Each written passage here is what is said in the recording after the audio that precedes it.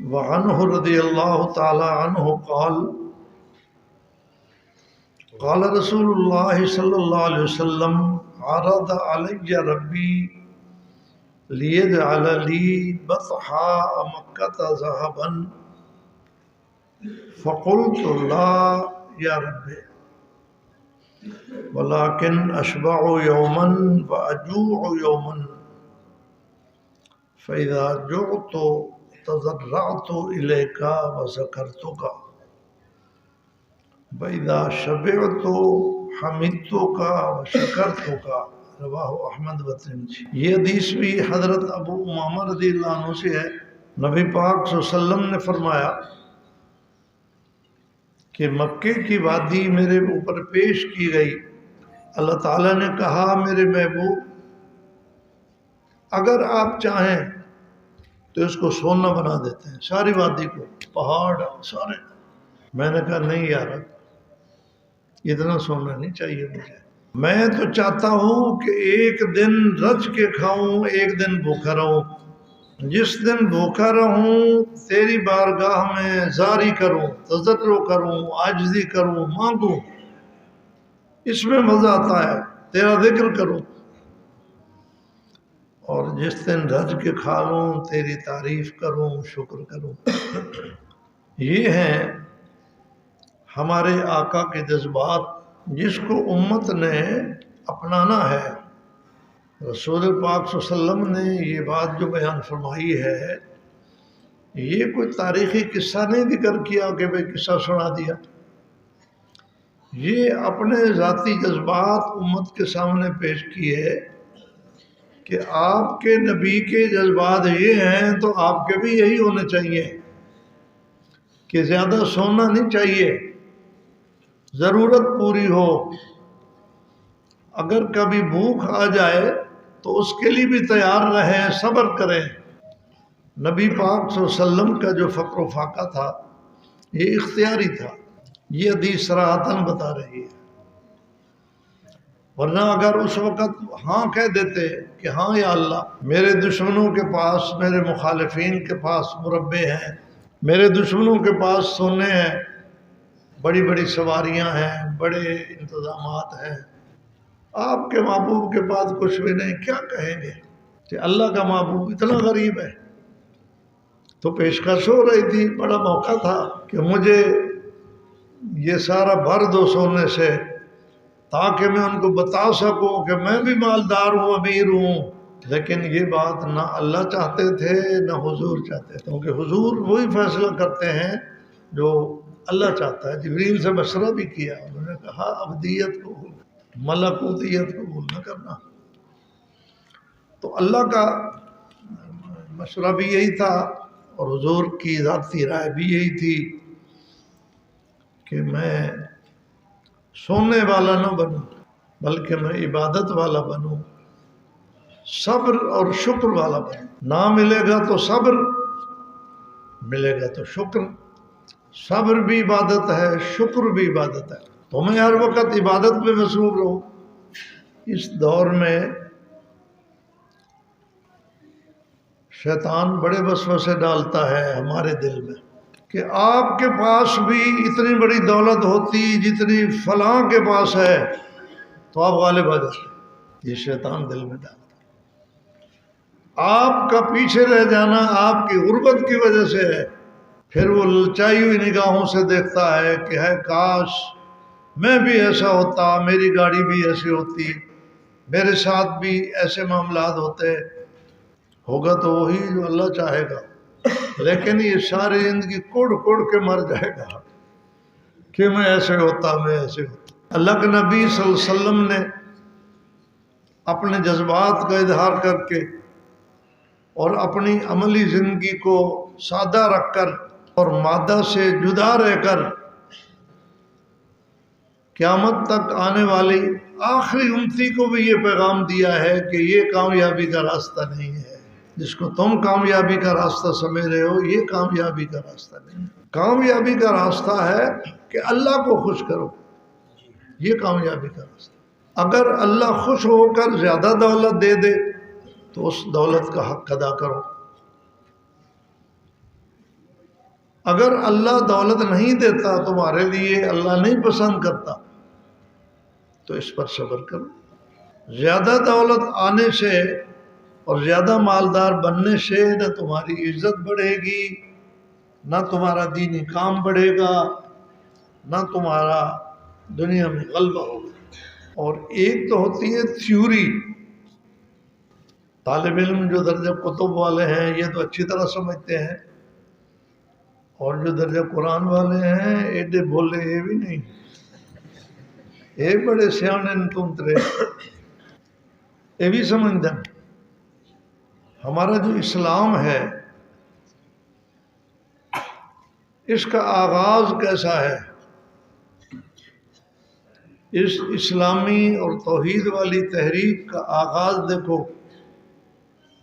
تو غربت پر ہے، سرمایہ کی کمی، افراد کی کمی، تعلقات کی کمی۔ سارے تو لڑے ہوئے تھے، برادریوں میں ایک آدھ بندہ آتا تھا، باقی برادری والے تو لڑے ہوئے ہوتے تھے۔ تعلقات کی کمی، سرمایہ کی کمی، ان ساری باتوں کے باوجود 23 سالوں میں آپ مجھے بتائیں کہ اسلام کی تحریک پیچھے کب ہٹی ہے، کہ کوئی قدم پیچھے آ جاتی؟ نہیں، آگے بڑھی ہے۔ جب آپ نے اعلان نبوت فرمایا تو صرف 5 بندے آپ کی تحریک میں شامل ہوئے اور آپ کے غلام بنے، 4 مرد اور 1 عورت، اور ان 4 مردوں میں بھی ایک بوڑھا تھا جو کوئی مدد نہیں کر سکتا تھا، ورقہ بن نوفل۔ پہلے تو اس نے کلمہ پڑھا نا، تائید کی، لیکن وہ اتنا بوڑھا تھا کہ اس کی بینائی جاتی رہی تھی۔ باقی 3 تھے، زید، صدیق اور علی بچہ تھا۔ 8 سال کا بچہ کیا میدان میں آئے گا؟ باقی 2 بچ گئے، صدیق اور زید غلام تھا، غلام بھی کمزور ہوتا ہے، تو باقی ایک صدیق ہی بچ گیا، جس کا خاندان بھی تھا اور وہ نوجوان بھی تھا، اور پیسے ٹکے میں بھی وہ اتنا کمزور نہیں تھا، اپنے خاندانی اعتبار سے معزز آدمی تھا۔ صرف ایک بندہ، اور عورتوں میں ہماری اماں حضرت خدیجہ، وہ حضور کے گھر والی تھی۔ یہ آغاز ہوا اسلام کا۔ لیکن جب آپ مدینے سے لشکر لے کر مکے میں آئے، غزوہ فتح مکہ کے موقع پر 8 ہجری میں، تو آپ کی قیادت میں 10,000 فوجی تھے۔ سبحان اللہ۔ 10,000 فوجی کا مطلب ہے مسلمانوں کی تعداد تو بہت زیادہ تھی، سارے تو تلوار اٹھا کر لڑنے کے لیے نہیں آتے۔ 10,000 فوجی تھے۔ مکہ فتح ہوا، اور یہ رمضان شریف میں اور شوال میں آپ نے آگے حنین کی طرف سفر کیا، تو فوجیوں کی تعداد 12,000 تھی، 2,000 یہیں سے بڑھ گئے۔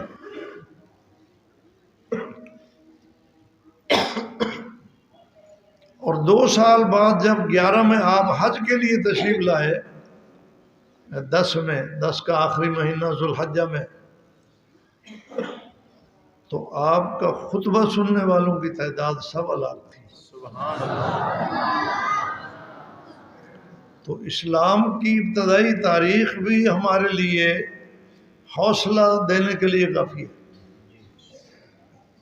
ان صحابہ کی تاریخ کا مطالعہ کر لیں، نہ ان کے پاس پیسہ تھا، نہ ان کے پاس خاندان تھے، نہ ان کے پاس دنیا کے مال و اسباب میں سے کچھ تھا۔ ایک بندہ خاندان سے آتا ہے تو باقی سارے تو مخالف ہیں۔ مکہ سے ہجرت کر کے صحابہ آئے تو جائیدادیں پیچھے چھوڑ آئے، اور مدینے والے لوگ درمیانے سطح کے تھے، بہت مالدار نہیں تھے، زیادہ مالدار یہودی تھے۔ ان کے اوپر جب مکے والوں کی معیشت کا بھی بوجھ پڑا تو اور زیادہ ان کی مالداری میں کمی آئی۔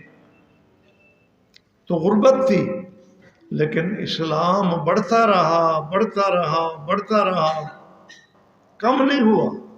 ورنہ اللہ نے نبی کو جب کہا تھا کہ آپ کے لیے بطحا کی مکہ کی وادی کو میں سونا بناتا ہوں، تو اگر اس میں حکمت ہوتی کہ مالداری سے انسان کی تحریک غالب آتی ہے تو اللہ بھی یہی مشورہ دیتے اور حضور بھی اس کو پسند کرتے۔ اسلام کی تحریک کے لیے تو کوئی حرج نہیں، اپنی ذات کے لیے نہ صحیح،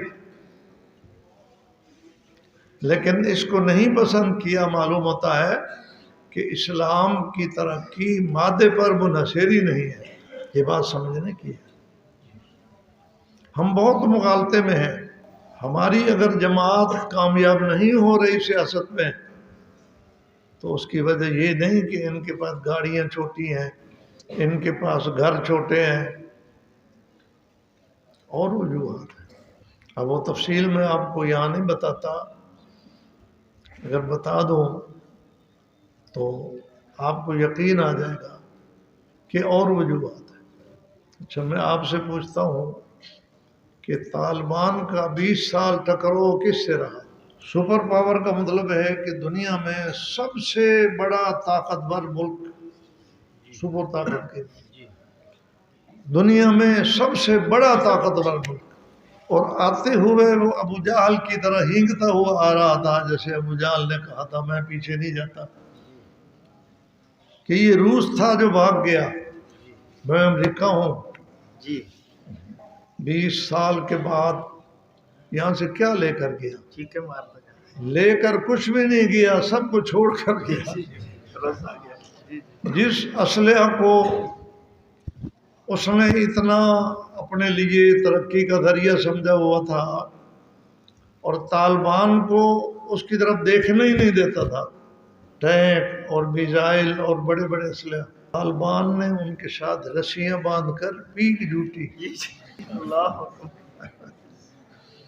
لیے یہ ہمیں اپنے ذہن سے نکالنا چاہیے، دوسری چیزوں پر غور کرنا چاہیے۔